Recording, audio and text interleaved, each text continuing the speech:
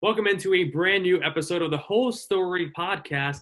On today's episode, Tom Pelissero of the NFL Network. Tom, how are you doing today? It's such an unprecedented time, but it seems like in NFL terms, there's somewhat normalcy. The NFL schedule was released last night. We had the NFL draft just a few weeks ago. It seems like months ago now. So that you still are doing your, day-to-day operations in the off season for somewhat certain, correct?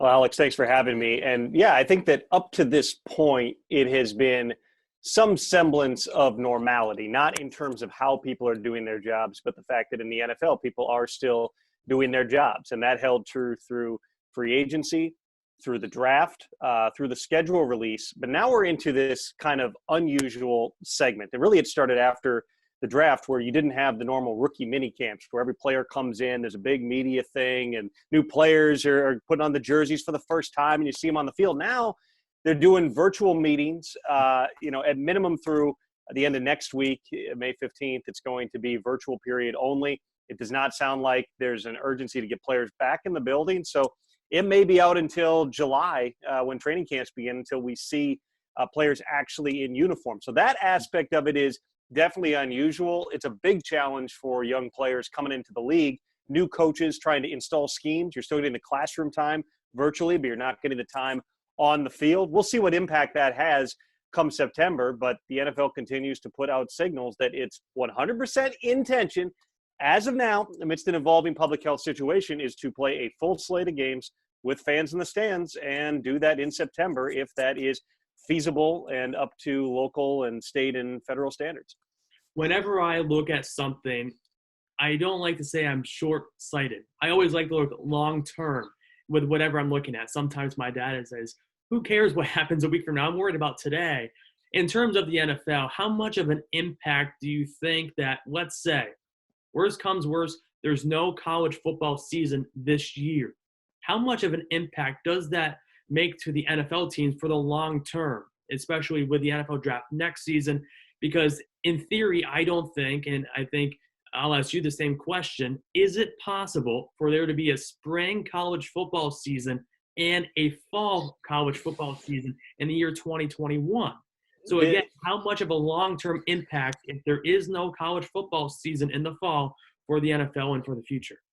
Well, I would say this. It's impossible for me to speak on the feasibility. You would certainly think just in terms of time, the wear and tear on players' bodies. You got a lot of different challenges to play back-to-back. But that's its own issue. I would just say this, covering it from the NFL level, that work on the draft class of 2021 is really getting going right now. And it is still happening. Normally what happens is you have Blesto, a National Football Scouting, the kind of conglomerates that scout for a bunch of different teams.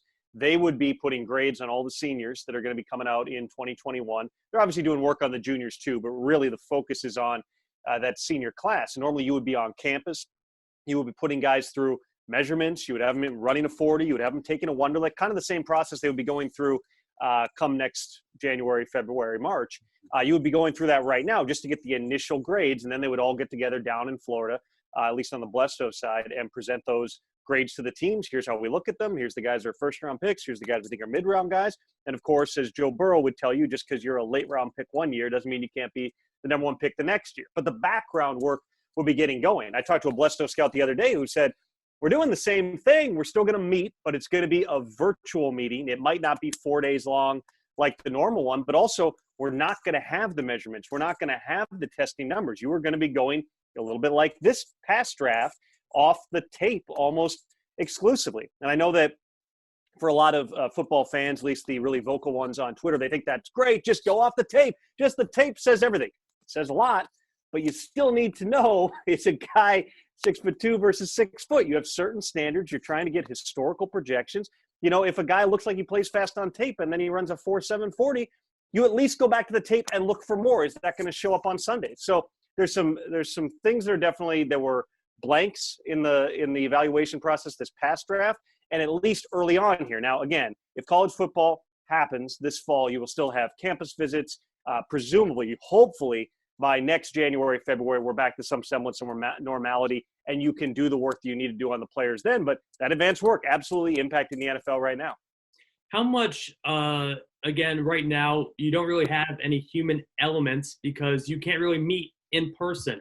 How much of a challenge has that been for the coaches? Because not only you could be one of the best players on the field, but one of the biggest aspects a lot of coaches look at, especially now, is how are you in the locker room? How are you working together as team players? What are coaches doing now when you can't really gauge that through a Zoom call or virtual? Really, the focus sounds like it's on the teaching as much as anything. I mean, you were trying to do the actual classroom work. I mean, I talked to a coach the other day who was saying, in his like kind of home theater setup, he's got a position where you can see on the projector screen behind him the tape. It's framed the correct way. You're trying to recreate that environment to the best you can. But every coach is doing it differently, and that just speaks to how unique this entire process is. Absolutely, you would like to get in person with guys. That may have been a bigger impact before the draft, where not having that face-to-face time. Even look at some of the free agents that are out there right now. I talked to Everson Griffin from the Vikings last month, a guy who highly productive pass rusher for a long time, also has some things in his backstory, mainly what happened in 2018, where he had multiple police-involved incidents, never arrested, never charged with any crimes, but had a mental health-related issue that he sought treatment for. He was evaluated. He was tested. He lived in a halfway house while playing for the Vikings for the back half of the 2018 season. Everybody can watch the tape again, but until you actually can get him in the building and talk with your coaches, talk with your team psychologist, whatever it might be, do you really feel comfortable making a financial commitment to them? So there's players that have that. To say nothing to the guys who are injured, those are all, I think, in terms of who bringing system there and the teaching that coaches are doing. The difference is you just don't have the on-field work. And let's face it, you can correct tape in a classroom setting all you want, but until the player makes the mistake on the field and you can correct it there and see how they're transferring from the classroom to the field, yeah, especially for the guys you haven't had in your building before, it can be difficult to know exactly what you're working with, who can learn, and who you can trust, as you all of a sudden may have a very quick ramp up from the first practice to the first game come this fall. Well, Tom, again, I always let whoever I have on talk about the news because people are always interested, especially right now. And then thank goodness. Yeah, that keeps me employed. And then get into your career. And again, this part of the show is hopefully a time where the fans can take a break from what's going on in the world, listen for 30, 40, 45 minutes of your career, your story. And my first question for you in terms of your career path, you've been covering the NFL since 2003 and started off as a beat reporter. And if you don't know what a beat reporter is, you're covering one team, not every team. Do you miss that component of living through one particular team, through the players on that one team, or are you okay with kind of covering, almost helicoptering in on all the news across the board? It's interesting for my job, Alex, because, there are times where I am very hyper-focused on a single team, but it a lot of times is a different team. I live here in the Minneapolis area, so I spend probably more time with the Vikings than I do other teams. But the way it works at NFL Network in particular is, everything in the season kind of is built around what game you're covering that week. We have Ian Rappaport, who's our insider. He is strictly league news all the time. Then you've got guys like me and Mike Garafolo who will do news. But then as you get into the season, most of the time when you see us, we're standing on a field on Sunday mornings. And so you kind of then, all right, am I going to be at this team's facility on Friday? Can I get to the other team on Thursday? Or am I doing phone calls? So you're kind of balancing. You are trying to narrow in on that specific team while also keeping tabs on all the news around the league. I think that the big difference, and one thing I like about covering the entire league is on a beat level, which I did covering the Vikings as well as the Packers at various points in my career, you really get to know that team inside and out, okay? You understand the personalities, you understand the depth chart, you understand the scheme. Trying to cover all 32 teams, you're never going to know who the backup will linebacker is in all likelihood. Like, you might have an idea, you can kind of figure it out, but you're not going to know. On the other hand, how interesting is that to your viewers if you're talking about the backup will linebacker? No, when I parachute in, and for instance, last year we had one of our reporters, Didi Kinkelball, who does a great job covering the Steelers as well as a few other teams out east. She had a baby, so she was on maternity leave for an extended period of time. And so I ended up covering teams that I don't normally cover. I covered, I think, 5 Steelers games last season. There was one time that Aditi was going to go to cover a game at the Meadowlands, MetLife Stadium, between the Jets and the Steelers. And then all of a sudden, 2 days or the Friday night before the Sunday game, I got a call that, hey, she's not going to be able to go. There's something going on. Can you go? So now you're parachuting in on, I hadn't covered the Jets at all. So you just go. You're not getting into the, that granular type of stuff that might be really interesting to the fans, just to that team. But I go in going, okay, what are the macro storylines? Like, what is the best way that I can communicate? Because I'm an outsider too. How can I make this interesting to everybody else? You have a better idea how to make it interesting to the people who might not be a diehard fan of that team when you yourself are somebody who's not so zoned in that you assume everybody knows everything about the quarterback. Everybody knows everything about the star player.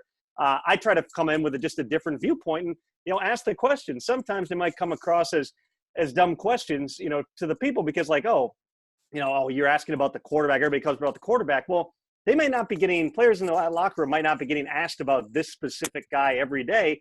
I'm coming in from the outside. I haven't been here. I'm curious. Tell me about him. And sometimes you come up with, different things that people simply might not have been talking about previously because you've got a different viewpoint than people that are around that team every day.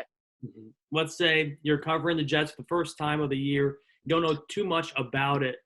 Where do you go first? Are you reading the articles? Are you talking with the players, the coaches, the people who have been covering them on a week-to-week basis? Where do you usually go first if you're going into a situation where you just don't feel as enough comfortable as you normally would if you're covering a team or a player that you have up to standard to feel confident on TV or in an article basis? Well, there's a lot. It's kind of an element of everything, Alex, in that, I will, certainly I know people with every team, whether they're coaches, front office people, players.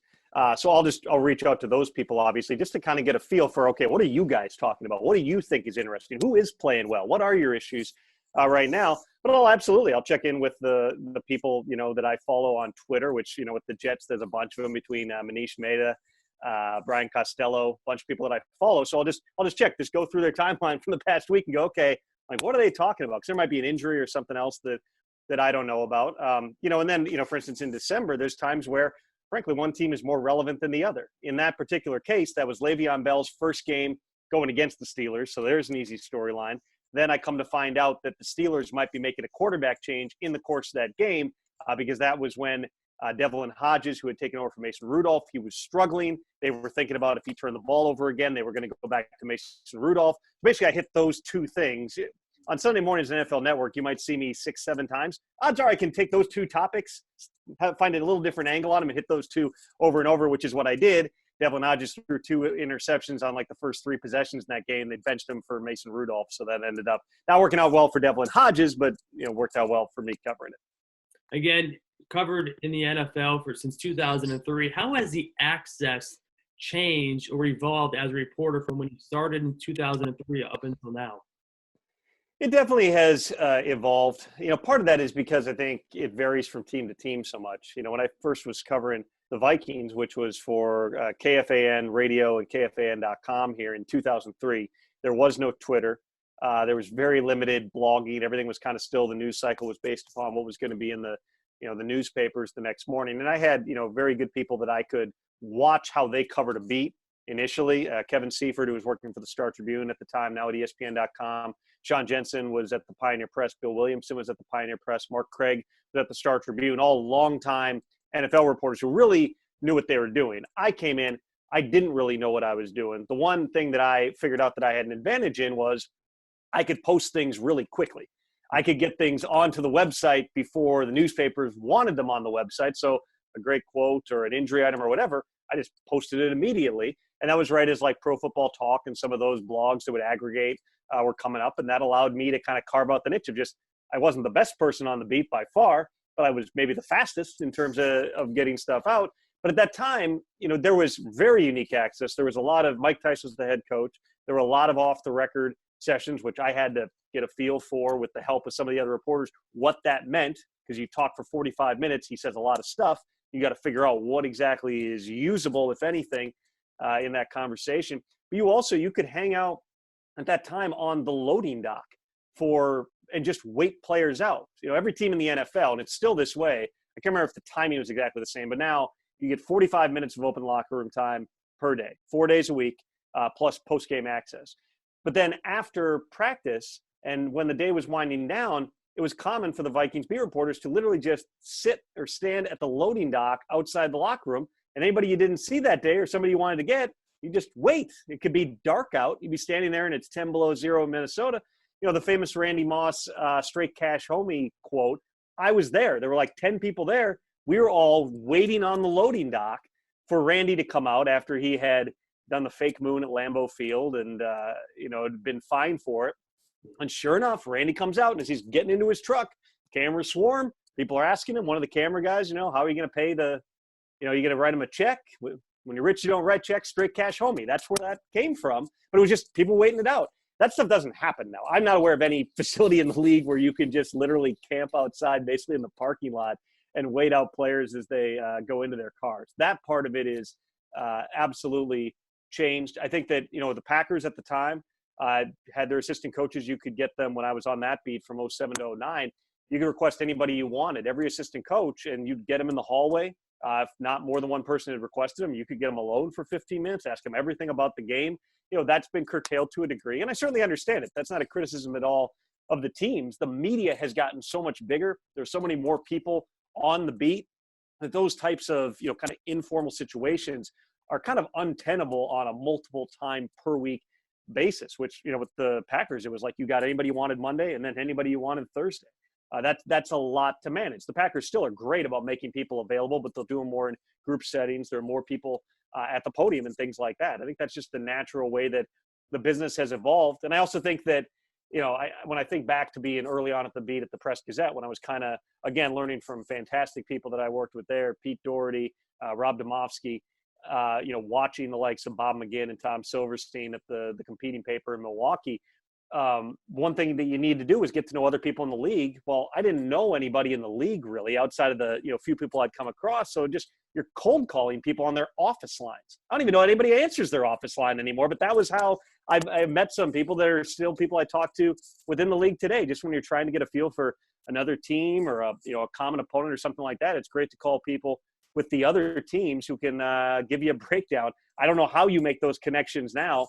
But certainly people are still doing it. And that's something and every reporter has to do today. You're always trying to meet new people because the NFL is it's so huge.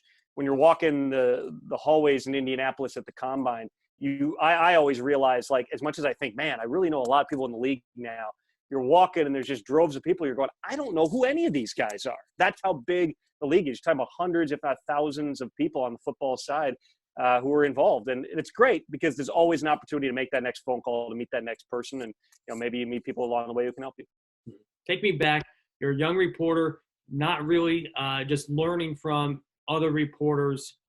What was one thing that you were most afraid about when you first started on the beat? Ooh, I mean, talking to people, I think, was the biggest thing. Just being able to approach people who may or may not be wearing only a or a jock strap at their locker and needing to go up to them and just have a conversation. I think that's natural too, until you end up in a job like I am now, where that's my whole job is going up to people I don't know in the locker room. Just being able to strike up conversations because it allows you covering teams that you don't know people as well. But just that initial thing of just how you have the entry point to the conversation and things like that. I think that was probably the biggest thing. I don't think I ever had, an issue. I never had fear about my writing talent. I should have in retrospect. Whenever I pull out a really old clip, which I still have some printed out in the filing cabinet somewhere, I'll read it. I'm just I don't know what this was, the pop culture references and other things I was doing, trying to have a style. That's a big part of it, though. I get emails, relatively frequently from just young, journalists and people in high school or college or whatever, asking advice, which my first reaction is always I'm 39. I still don't really know what I'm doing. But if you ask my advice, a big part of it, even though the entire landscape of things has changed, is just you need to read a lot. You need to write a lot. You need to identify the people in your industry that you think are really good. Don't copy them, but try to figure out, are there elements of what they do that you think you can apply to your own development? Then you have to experiment with different media, figure out what makes you unique, because media is it's really difficult to stand out. And then once you figure out what those things are you think are unique, hone in on them, try to perfect them, and find your unique voice. And again, that like everything else is always an evolving process. You always have to continue to try to get better. I absolutely try to get better on a daily basis. But I think that's, again, I don't think that was a fear of mine initially, but I didn't really know. I was not wise enough to have fear, which was probably a good thing. I just went in there. I failed a lot. I did a lot of dumb stuff. I messed up a lot. And then I tried to learn from those experiences and not make the same mistake twice. Mm-hmm. Again, you covered on the beat and then went to the NFL Network. Did you ever think that, okay, I'm comfortable on the beat, but I want to try something new. I want to try something and kind of be uncomfortable. Is that kind of the process that you went through, leaving a team on a week-to-week basis to something that was much bigger of a landscape like you are doing right now? I think that the only way that you ever challenge yourself and the only way you get better is to find things that you're not comfortable doing. I mean, when I got to NFL Network, I had never done outside of, here and there little bits on camera. I'd never been a TV reporter. I mean, I had never stood there and had to talk for exactly 40 seconds or 60 seconds or whatever the amount is and stare into the camera and stand still and spit your words out. I'd never actually had to do that. I mean, even the recorded videos that, for instance, USA Today, like I'd mess them up 5 times and then just redo it. But I remember the first stand-up I had to do at NFL Network was training camp sorry about my hair, by the way, this is really getting out of control after 2 months. It was 2017. My first assignment was to be at the Falcons training camp when they opened. So they were off of the 28th Super Bowl against the Patriots. They were coming back with the positive attitude that they're going to take the next step. So we were doing the hits from the back patio, which was great that they allowed us to be there because there's, different rules of different teams. With the Falcons, you could just be right behind the team facility. The field is behind you. And I remember standing there, okay, it's the first one, like calm the heart rate down. You're going to be fine. And I start talking, and after 20 seconds, I'm spitting it out. I'm sure I'm talking way too fast, but I'm spitting it out exactly as I wanted to. And all of a sudden I hear the host of my ear go, oh, okay, we'll be right back. And I'm like, oh, no, what did I do? And it turned out when they went to a split screen, there was an issue technically. And so my entire side of the screen had turned green. So I was like, okay. And of course, then my producer's on the phone and, there's a whole conversation going on. But I'm like, all right, I did okay there and something else went wrong. So as long as everybody else can screw up, I can screw up. And after that, I think that calmed the nerves down considerably. Mm-hmm. Who was your go-to person when you first joined the NFL Network to learn from, especially because I'm sure you weren't getting as much TV experience on the beat, right? And was this something that you were sort of new to, being in front of the camera every single week and really, instead of writing every single day, doing your story on TV? Yeah, I mean, I think that Ed OBrien was the producer that they initially assigned to me. Ed's great. He's really involved with content. Every producer has their own style. I love all of our field producers, honestly. They all do a fantastic job, and they all do it a little bit differently. Ed's very involved with kind of the moment by moment, the content, how you're saying things. Should we say this? Which was great because it allowed me to kind of hone in on it. One piece of advice Ed gave me very early on was too many names. He said, I counted 9 names in that hit in 60 seconds. That's way too many. No one's going to remember that many names. Okay, not do that again, right? That's a good piece of advice. Like, hone it down. Only talk about 3 people. You don't need to show that you're so smart by naming everybody on the offensive line. Just say the names that people care about or the people who are relevant to this particular report and get out. So Ed was great for me. I think that, there were a lot of people just at the network level. Charlie Yook, who leads our draft coverage, among other things, was great. I remember getting an email from him that was after one of my early reports, complimenting it, but then like in all caps, slow down. Okay, that's very clear piece of advice. Calm it down, slow the verbal pacing a little bit. And that's always one thing that I'm always on myself about is, trying to, between the time constraints and also me trying to keep my train of thought, just slowing the verbal pace down is always something I'm trying to be conscientious of. I'm sure I'm doing it here too. I have a naturally fast pace of speaking, but it's not always clear on TV. So there were a lot of people up and down the organization, Mike Mariano, Andy Gregg, Dave Schott. I mean, I don't want to shout out every one of my bosses, but all those people were great just in terms of different aspects of it. And then all of our field producers as well. I mean, the other reporters too were are certainly a resource. You know, Ian Rappaport and Mike Garafolo are two guys I work really closely with. Ian, of course, as we always tell him, hasn't been in the field in 7 years, so he has no idea what he's talking about anymore. But just like getting the feel of like, okay, when you do this, when you're there, you're going to get this email on Friday night about your topics. You're going to send them in on Saturday. Think about this. Think about this. That stuff was all great. So there were a lot of different people that helped me with that. You got to keep the names down, I guess, right? Exactly. I just named 9 names right there that I gave credit to. I'm doing the exact thing that I'm not supposed to. It's a daily battle, Alex. Tom, this is my favorite part of the show. It's the Fast 5 quick round. It's 5 quick questions, and you have however long to take to answer them. Are you ready? So these should be short answers, I'm guessing. Yeah. I'll hold myself down. I'll restrain myself. Yes. Go ahead. So I know a lot of people probably have your Twitter notifications on when you always tweet something. Is there someone that you followed that you have the tweet notifications of on your phone? I think I have tweet notifications for about 7 people.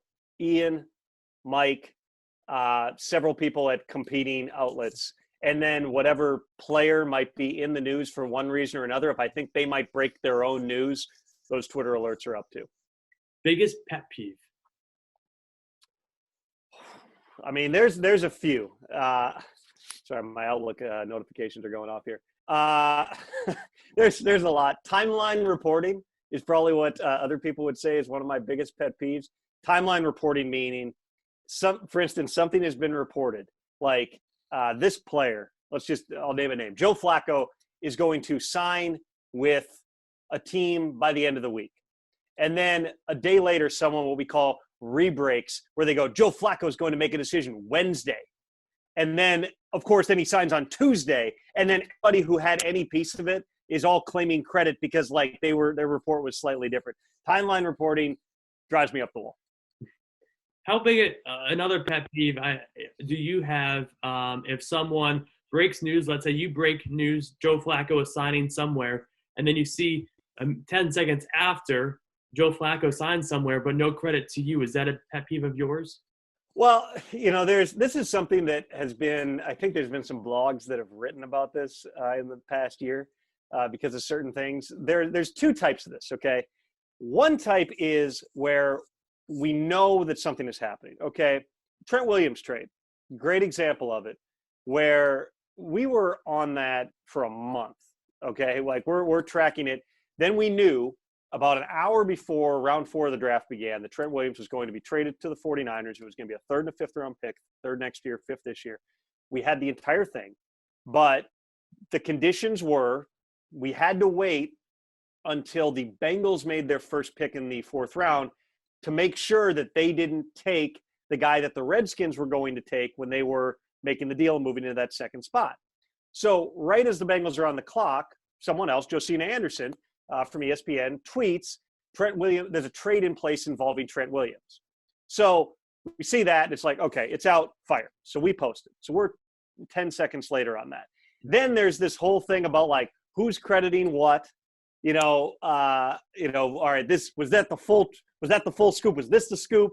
In other words, there's things where several different people know it, and this is not a criticism of Josina or anyone else. There's somewhere several people know it. If you ever see, like, Adam Schefter tweet, and then I tweet, or Ian tweets, or vice versa. Ian tweets something, I tweet something, then Adam tweets something. It all happens like a 30-second span.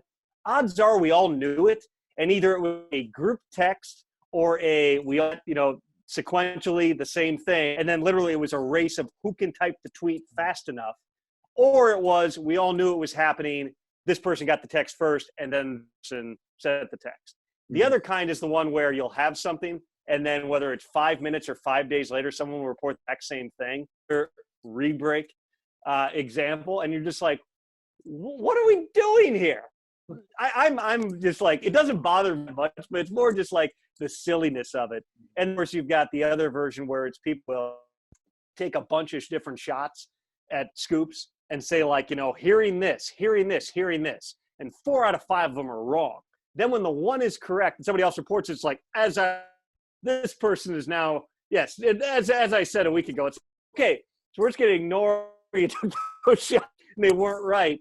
We try to report rumors. We try to report what are like actual facts. We hear a lot of stuff, but it's like, if you want to actually break the story, you got to be patient, and patience is not necessarily a skill that is widely available.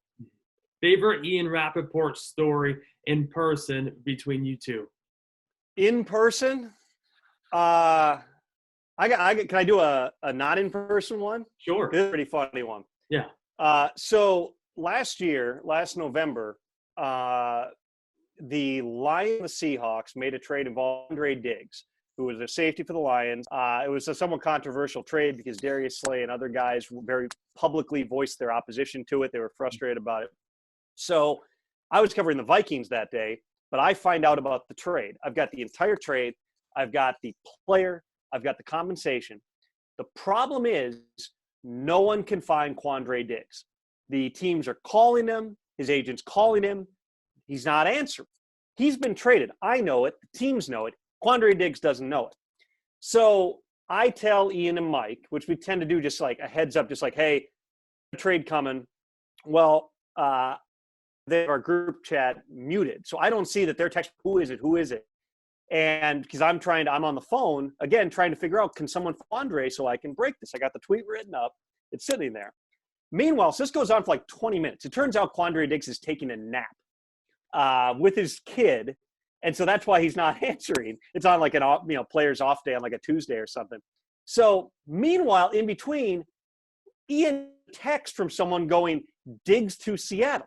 So he picks up the phone and starts calling the Vikings. You trade Stephon Diggs to Seahawks.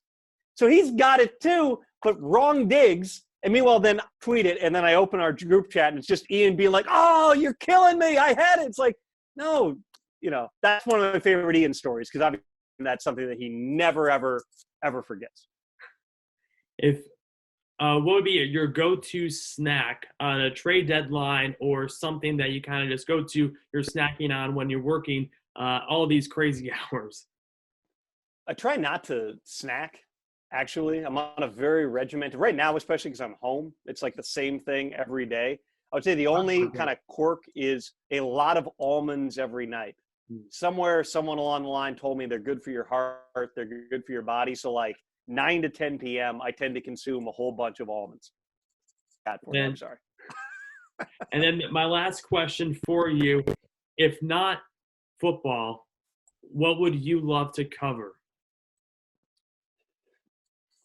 Oh, that's a good question because I've covered some of other sports, covered baseball, I've covered some NBA. I did, a stint at the Eau Claire Leader Telegram once upon a time where I was covering high schools, Northwoods League baseball, Division III college basketball, things like that. If I were the NFL, I don't want to go to another simply because I don't know that I've got the capacity at this point to learn all the ins of it. Enjoy baseball. The access there is far more expansive. You're talking work late nights, every night of the summer. That does not seem particularly alluring. Honestly, like I might cover government or being completely outside the realm just because it's, completely, just to completely ditch from the transactional nature of sports, which I think can kind of wear on you at times. I don't know, go and do that. But, I think if I were covering the NFL, I would certainly be thinking about is something completely unrelated that I should be doing. Mm-hmm. Well, Tom, thanks again for joining this podcast today. Where can everyone follow you on social media, read your work, and especially, hopefully, once the NFL season kicks off in just a couple of weeks or months, it seems like weeks, who knows? Time just we have no concept of time anymore. And especially with the NFL schedule released yesterday, it seems like the NFL season is right around the corner. It is. My social media handles, I believe, are all at Tom Pelissero on Twitter and on Instagram. I will be finally, for the first time since the week after the Super Bowl, I will be taking next week off from TV at least. I can't go anywhere. Like, you want to say it's vacation, but let's face it, it's going to be the same thing just without me staring into a camera for a couple hours a day. But we'll be back. We'll coverage every day. NFL Network live on Good Morning Football from, I believe it's 7 to 10 Eastern every day. We have NFL Now from 1 to p.m. Eastern, from 7 to 8 p.m. Eastern. That will continue on weeks to come. on the field. There will always be things. Of course, we'll just be looking to a season that, as of now, everybody at the league level is confident is going to take place starting in September.